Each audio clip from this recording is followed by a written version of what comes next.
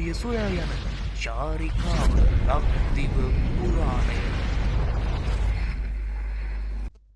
Lakdiva පුරාණය YouTube නාලිකාව හරහා අද අප ඔබ හමුවන්නේ එසේත් නැතිනම් කැඳවාගෙන යන්නේ ඓතිහාසික අනුරාධපුර රාජධානියටයි.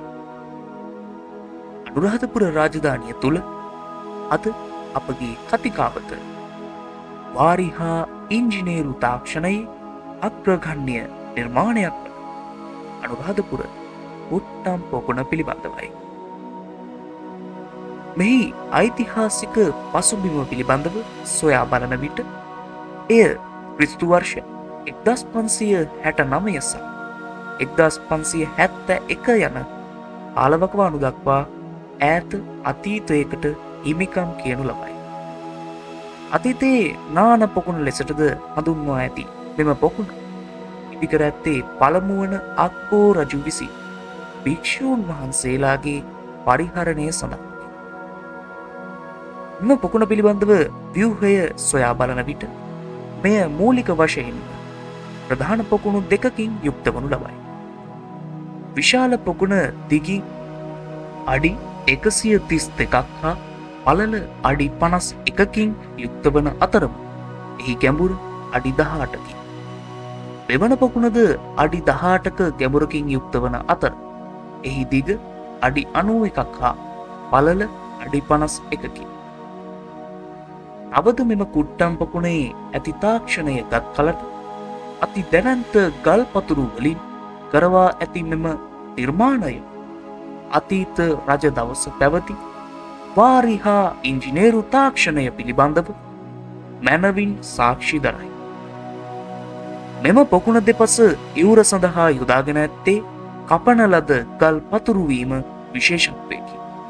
තවද මනරම් පියකැට පෙළවල් වලින්ද මෙම පොකුණ සමන්විත වනු අතර සෞභාග්‍යයේ සංකේතයක් ලෙස සැලකෙන පොන්කලස්ද මෙම පියගැට පෙළවල් දෙපස දක්නට ලැබේ.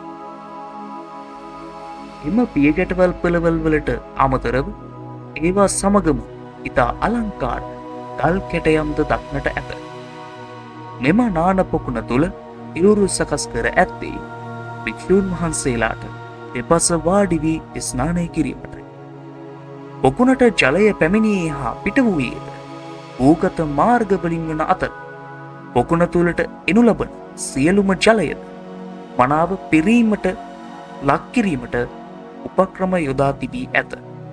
ආචාර්ය සෙනෙරත් පරණ විතාරණයන් විසින් මෙම පොකුණු යුග සංරක්ෂණයට ඉතා විශාල වෙහෙසක් යොදා ඇති අතර සිදු කරන ලද කැණීම් තුලින් මෙම පොකුණු පත්ල තුල තිබී කුඩා මත්ස්‍ය රූප, හක්ගෙඩියක්, කකුළු රූප මෙන්ම නාට්‍යාංගනාවකගේ පිළිරුවක්ද හමු ඇත.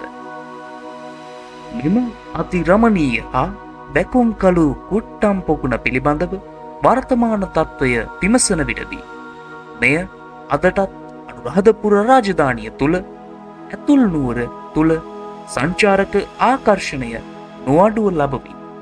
එළ ඉංජිනේරු තාක්ෂණයේ ප්‍රෞಢත්වය ලොවට හඬගා කියන ඓතිහාසික සංකේතයක් ලෙස විරාජමානව පවතිනු ලබයි. නැවත මෙවැනිම ඓතිහාසික වෘත්තාන්තයකින් හමු තුරු ඔබට සුබ දවසක්.